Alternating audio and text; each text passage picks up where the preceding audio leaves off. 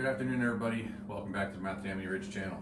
So I just got back from the steel shop a little while ago, and I wasn't able to go get the materials today. Unfortunately, he was pretty busy, and I'm a very small fry in comparison to some of the accounts that he has. So he's gonna sort through what he's got and get my stuff all put together for me, as far as the parts, I should say the cut list and things like that.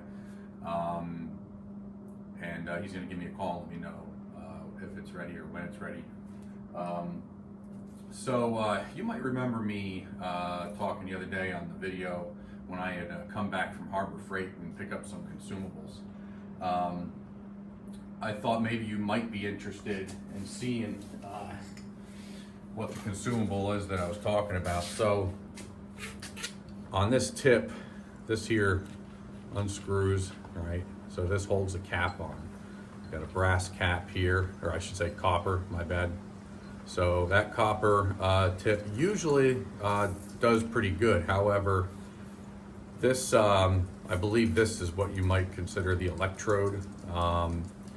This tends to get basically plugged, right? So reason being that this gets plugged for me is because I do not have what they call a standoff for this. I've been meaning to get one, and I just never seem to get around to getting it. But so the standoff, I'll show you in just a second. I got to remove this electrode here and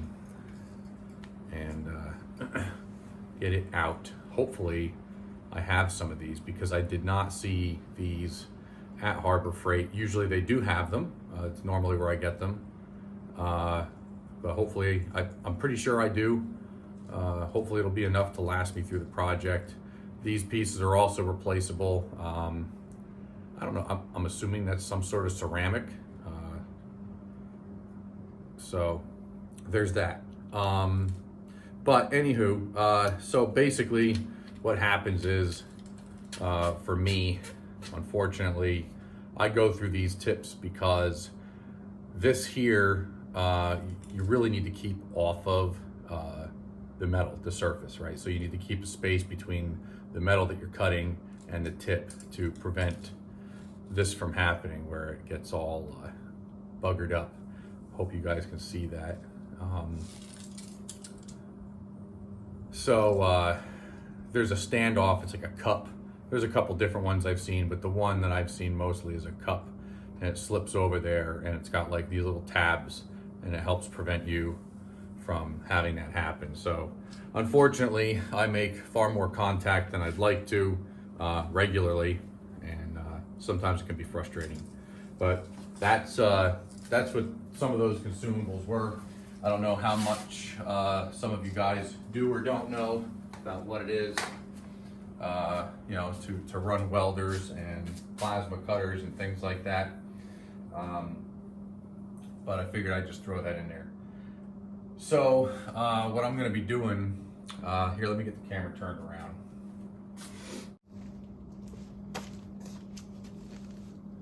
All right, so today I will be removing the beam from the hydraulic tank and chassis. This is still going to be in the picture, obviously, but it's going to be configured quite differently. Similar and familiar to what you're used to seeing on YouTube from a lot of the other companies that build them. I'm just doing it by myself. So there's one bolt here I gotta take out, and just one pin. And then I gotta manhandle this thing into the garage and start cutting off the pieces that I don't want on here.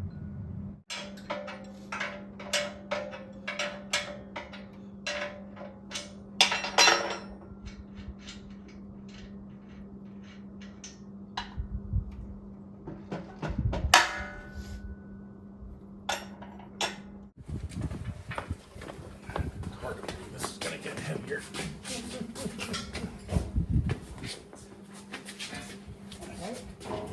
First, and we'll work it in. know, I'm just... There. Woo! I'm glad I didn't try that by myself. I am too. I'd have made it, trust me. It turns on when I gotta do it, especially once it's too late. Thank you, I appreciate that. Yep. That was much safer. All right, well, I am really glad that I asked for help. I figured I was just gonna take one end of this thing down here, knowing that's the heavy end, and I was just gonna handle that end and have two people on the other. Well, I'll tell you what, there's a lot more weight on that end than I thought there was gonna be. So yeah, I had Teresa, my mother and my father come out and just be my backup. That way I didn't have to worry about going back to the ER. That would not have been fun. So right now I'm going to be just scarifying where I'm going to be making my cut. That way the electrode doesn't, give me a fit because of the paint.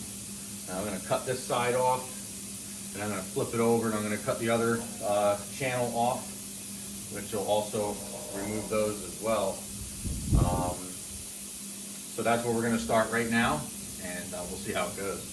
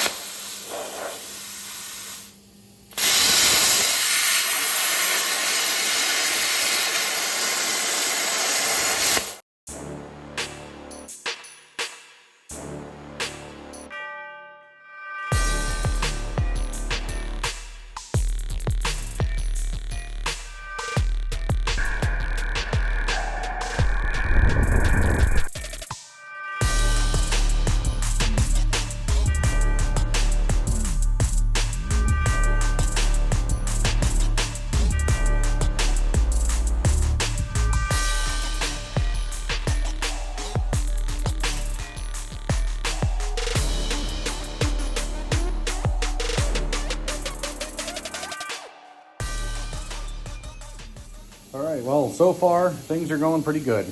No fire yet, thank God. We got fire extinguishers and all kinds of stuff in here, so if God forbid something like that happened, we'd be pretty prepared. Voice activated air compressor, don't you love them?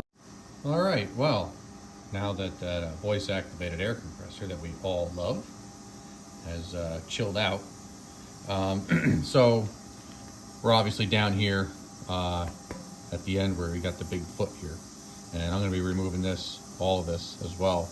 However, because I have not been able to fully determine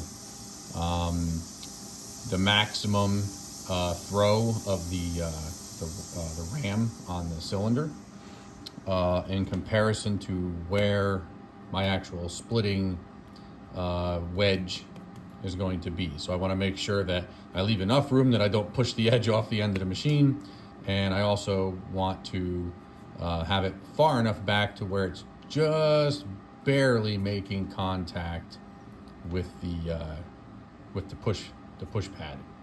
So, or I should say the push pad is just barely making contact with the splitting wedge, I guess is probably a better way to say it. So right now there's a plate that they put in here. I think past years that this splitter was made, this plate wasn't here.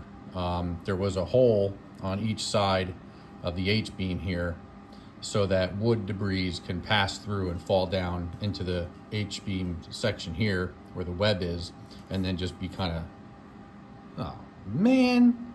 Anyway, hey, so yeah, but this has a little hole down here, but I mean, none of that debris ever comes out. It just keeps getting packed in there. So this here, Champion, that was a terrible idea to begin with. I'm not exactly sure why you did it. Maybe you found a weak spot there and figured you'd put a web in there to maybe firm it up a bit. I'm not sure, but might have worked for your fix, but it caused another problem. Anywho, so I'm going to get to it. I'm going to cut this one with the plasma cutter. I'm going to cut this with the plasma cutter. I'll probably burn that out also with the plasma cutter. However, because I'm trying to leave as much of this H-beam left as possible, I'm not really good with this plasma cutter. So I want to be sure that I leave enough of that H-beam for me to work with. Although now looking at it, it might be a concern, might not be a concern actually, because if I just run across here, I should be able to get that out of there without hurting the H-beam. So I don't know. I'm going to try it on this side with the plasma cutter, just get this whole web out entirely. If I don't like how things are working out, then I'll use the cutoff wheel up here on the next side. But let's get to it.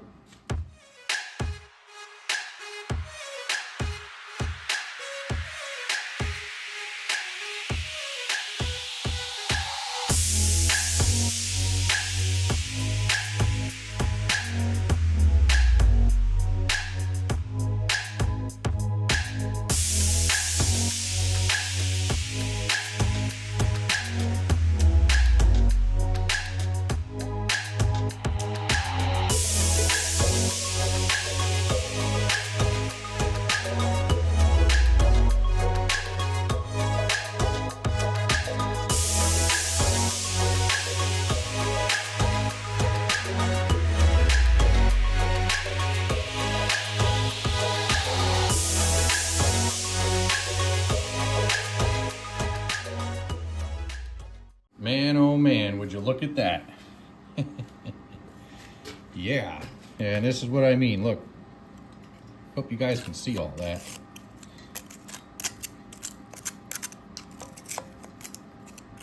I'm sure if the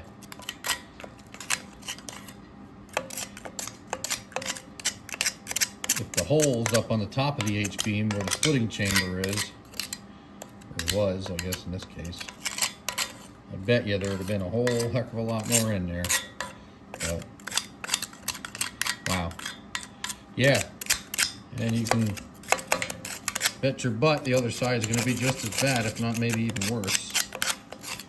So that's all really damp stuff too. So I mean, when you think about it, okay, that stuff would stay in there and continue to get wet and decay and probably, rot and cause, your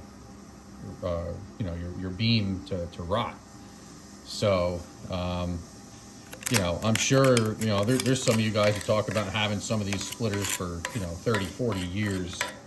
So, I mean, not, trying to sound some sort of an alarm that really doesn't hold any water, but it certainly holds firewood chips.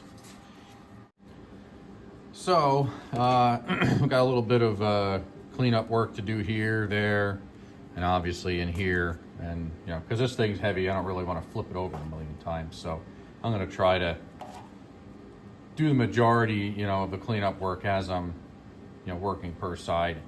But I'll just put you guys on time lapse and let you watch sparks, I guess.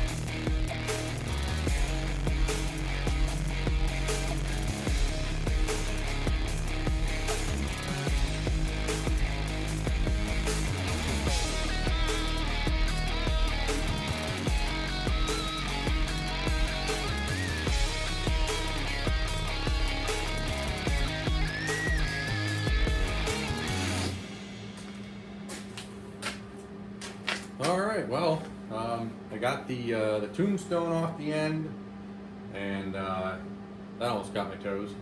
I had a couple pieces of wood stuffed under there. You might have seen it, hoping to catch it, but it decided to go when I didn't expect it to, and I had to run for my life.